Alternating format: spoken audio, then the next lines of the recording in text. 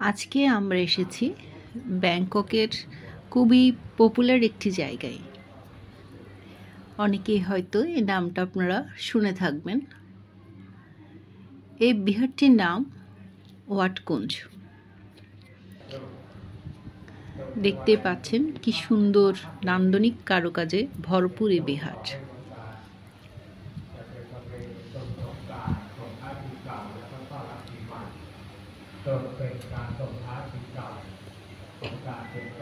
এই যে দেখছেন হাতি, ঘোড়া, মুরগি, বাঘ এগুলো প্রতীকী হিসেবে ব্যবহৃত হয়েছে। এগুলোর পিছনে অবশ্য ভিন্ন ভিন্ন অনেক গল্প রয়েছে।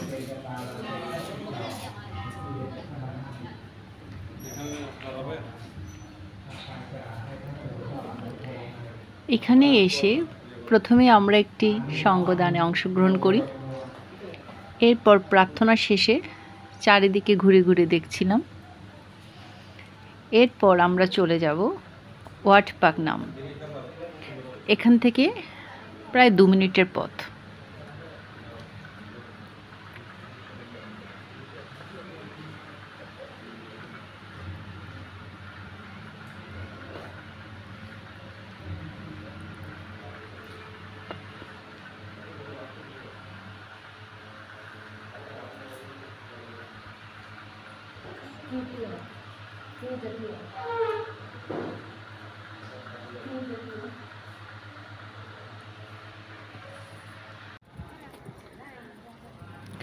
আমরা এখন চলে যাচ্ছি ওয়াট পাকনাম।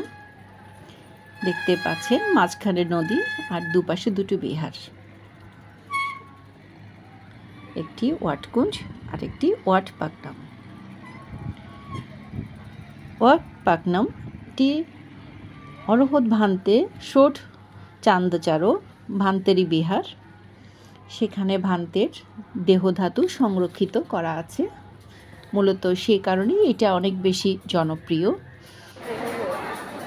সেটা দেখার জন্য এখানে প্রচুর ভিড় হয়। আজকে ওনাদের সাংগ্রাই উৎসব চলছে, যার ফলে প্রচুর ভিড়। ভীষণ শব্দ হচ্ছে চারিদিকে।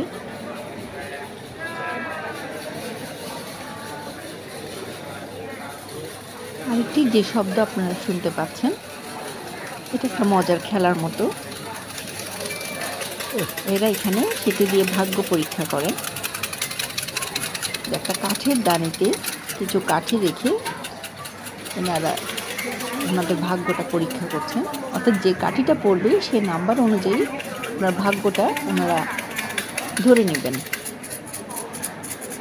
বামে একটি আলমারিতে সেই নাম্বার অনুযায়ী কিছু কাগজ রয়েছে। সেই কাগজগুলো ওনারা পরবর্তীতে সংগ্রহ করে নেন। এটি হচ্ছে পূজনীয় ভান্তের মমি। ওনাকে দেখার জন্য আমাদের এখানে আসা।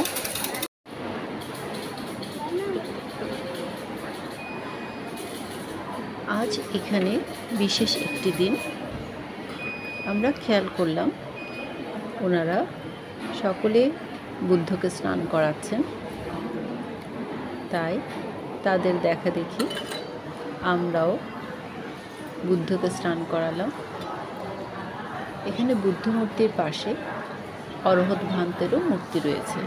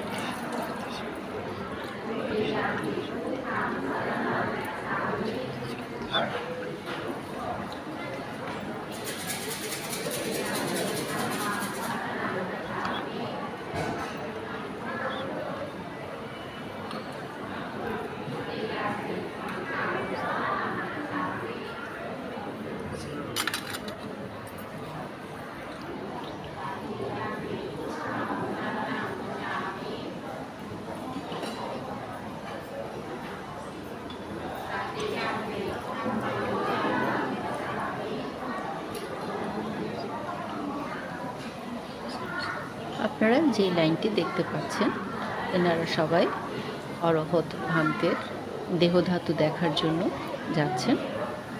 এটি মূলত বিহারের পিছনে দোতলা কাঠের ঘরে, যেখানে শ্রদ্ধেয় ভান্তের দেহধাতু সংরক্ষিত আছে, সেখানে ওনারা যাচ্ছেন দেহধাতু দেখার জন্য।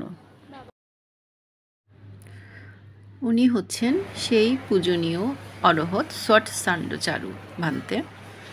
ওই যে সোনালি কালারের যে বক্সটা আপনারা দেখতে পাচ্ছেন ওইটাই মূলত ভান্তের পরিনির্বাপিত দেহধাতু।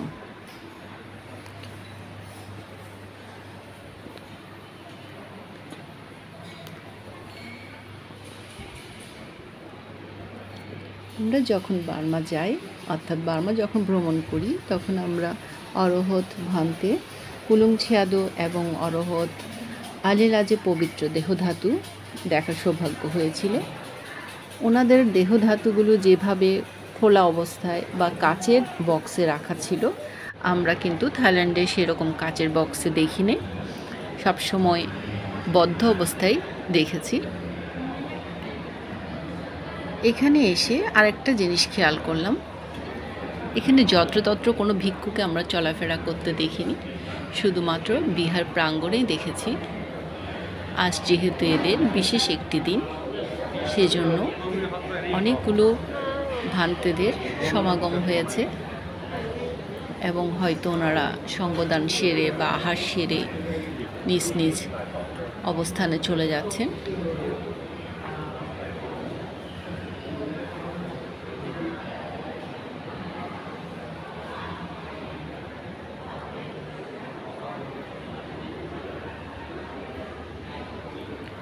আমরা এখন চলে যাচ্ছি বিহারের পিছন সাইডে।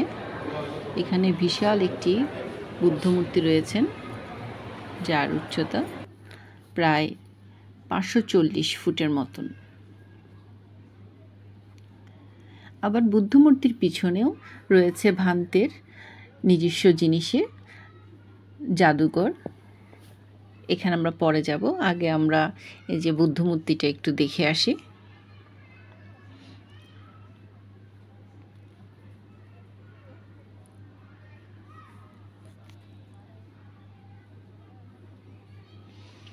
এই বিশাল সাইজের বুদ্ধমূর্তি, অর্থাৎ 540 ফুট উচ্চতার বুদ্ধমূর্তিটি অনেক দূর থেকেও দেখা যায়।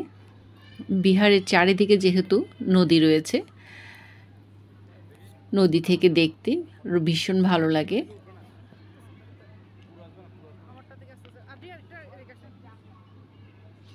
আপনারা হয়তো এটা প্রায় সময় ফেসবুক বা ইউটিউবে দেখে থাকতে পারেন।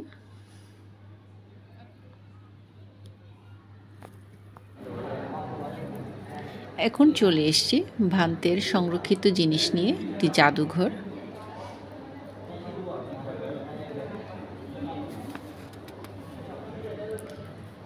এটি 4 তলার সমান একটি জাদুঘর। এখানে ভান্তের যাবতীয় জিনিসপত্র রয়েছে। আবার পুরো বিহারের একটি মডেল এই জাদুঘরের মধ্যে তৈরি করা হয়েছে। এখন আমরা 4 তলায় অবস্থান করছি। ভীষণ সুন্দর একটি জায়গা।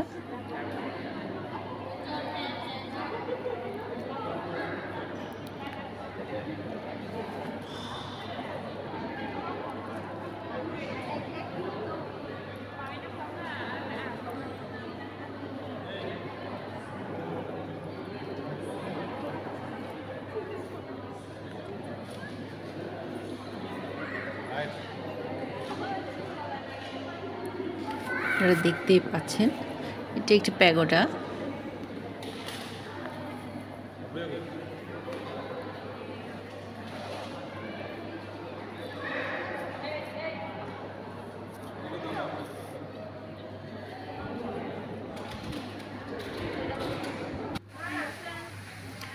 এখন বিহারের পিছন সাইডে চলে এসেছি। এখানে অবশ্য প্রতিদিন যে সমস্ত পুণ্যার্থী আসেন তাদের জন্য আহারের ব্যবস্থা করা হয়। এনারা খাবারের জন্য দাঁড়িয়ে আছেন।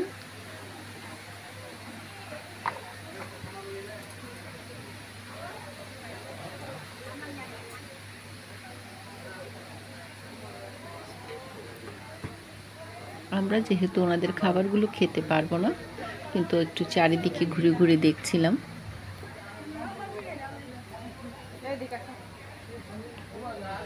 এখানে প্রচণ্ড গরম, প্রায় 42 ডিগ্রি সেলসিয়াসের মতো। তাই চারিদিকে ঠান্ডা বাতাসের ব্যবস্থা রাখা হয়েছে। ওনারা এখান থেকে খাবার নিয়ে খাচ্ছিলেন।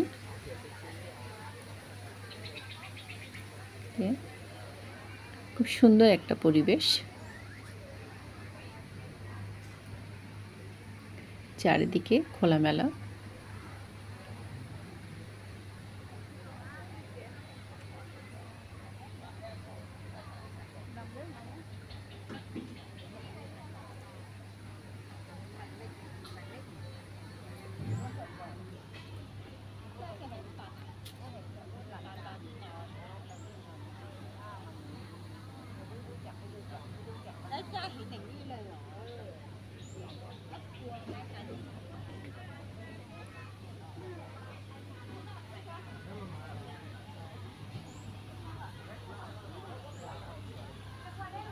এই সুযোগে আমি একটু আমার মেয়ের ছবি তুলে নিলাম।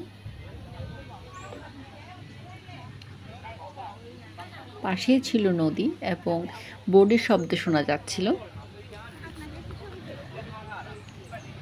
আমরা আবার বিহারের যেখানে যেখানে সুযোগ হয়েছে, যে সমস্ত বিহারে নদীর পাশেই অবস্থিত ছিল, সেই বিহারগুলোতে মাছের খাবার দেওয়ার জন্য সবসময় আমরা চেষ্টা করতাম। এখানেও ঠিক একই অবস্থা, দেখছিলাম অনেকে মাছকে খাবার দিচ্ছিল। তাই আমি খবর নিতে যাচ্ছিলাম মাছের খাবার কোথায় পাওয়া যায়।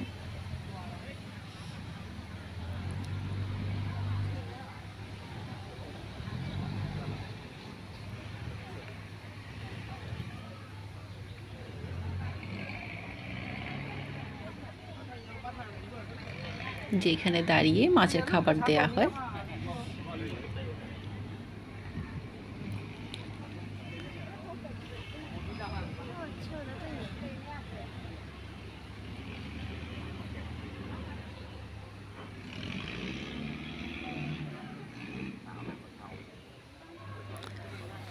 আজ তাহলে এখানেই থাক, পরবর্তীতে আরেকটা ভিডিওতে দেখা হবে। আমার এই ভিডিওটি দেখার জন্য আপনাদের অসংখ্য অসংখ্য ধন্যবাদ।